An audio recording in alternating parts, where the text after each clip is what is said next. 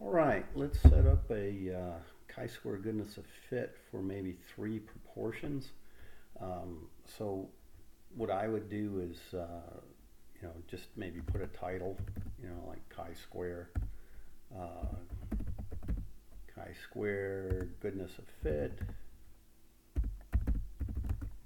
Okay, so we have that.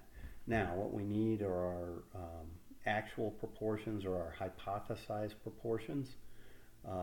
And so, I could do something like hypothesis, and I'll put some labels maybe like P1, P2, P3. And so now let's just go with something like 0 0.3, 0 0.2, and what would we need? Because they need to add to 1, so I've got 0.5 there, 0 0.5. Now, and to check it, I might put in a total and do a sum here of these three. So I highlight those and B3 through D3 and make sure that I actually do get 1. Because if I don't, well, things will be off a bit.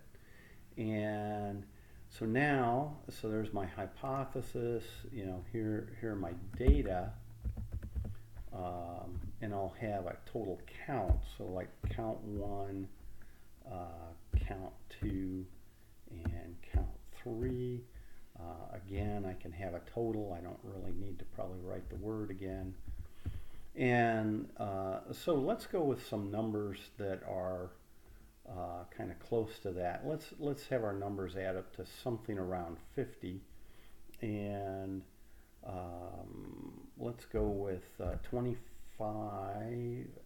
Well, let's see, out of 50, so that'd be about half as much. So that'd be 15 out of 50. It'd be 0.3ish, and so let's go a little below that, just for the heck of it, and 0.2 would be 10. Let's go a little above that, and then this is out of 50, so we actually have our 25 there, and you can mess with the numbers when you're done. And I'll do a sum again. Now I didn't really have to write that. I could have copied and pasted from up here on the 1.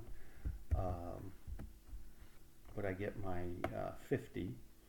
And then we need our expected. Okay, so our expected number. Go back here, I'll make that uppercase just for the heck of it. And again, our expected number, well, that's going to be a count 1, count 2, and count 3. And the way we get that is we need to take our hypothesized data times that actual number. Now, if I want to copy and paste, as I move sideways, I don't want that E to change, and so I'll put a $sign there, and pull that over, and we get our 15, 10, and 25 as we should expect. If I copy this and paste it here, it should still add up to 50, and I can always put that, so there's the sum B7 to D7 I got from copying. So there are my data up here. Here are my expected numbers, and now I need to find my differences, difference ratios, or my z-squareds.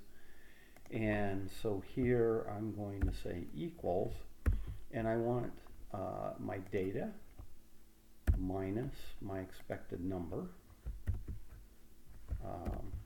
squared divided by my expected number. And that's our z-squared. I copy that down, and so you see I've got those two there, and if I double click there, I have those two there, and I get 0. And so this is my these are my z-squareds.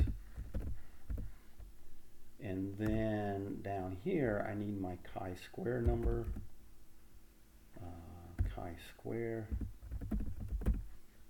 and that is the sum of these three right here. So I have a chi-square of 4.116, my degrees of freedom, right here. I'm going to make this just a little bit wider there. My degrees of freedom are the 3 minus 1, so that's 2 degrees of freedom. And then my p-value, when I do that, the p-value, well, that's equal to a chi-square, so a chi-square, let's see, I don't remember the name of that, so I will just click in here and go up to insert a function. So on your spreadsheet, however you can do that, I can narrow it to statistical, so it is just chi-dist. So I do that, and then I need a number. So my number is my chi-square statistic right there, and my degrees of freedom, of course, well, that's right there, and I do that, and I say OK, and we see our chi-square statistic gave us a p-value of 0.12, so we would fail to reject. Now, you know, the question is, how bad would my data need to be? Well, suppose we come here and we take 10 out of the C3 and put them here, so that's a 25, and this is, now it made it very, very small. My p-value now is around 9 times 10 to the negative fifth, so very, very small. But I went up to 60, so I'll probably make it even smaller if I bring this one down to 15 to go back to the 50 again.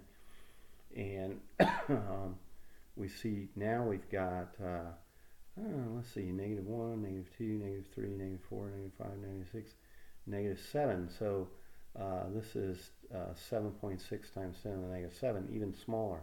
Not sure why it changed notation, but it did. But so, you know, here I can make those yellow, and here I can make those yellow. So anytime I need to do a 3 proportion template, this is where I would need to enter data, and I could check to make sure that my probabilities did add to 1. I would check my data here to make sure it added up to whatever it was supposed to, and you know, I can put it in and it will just automatically update everything and give me a solution.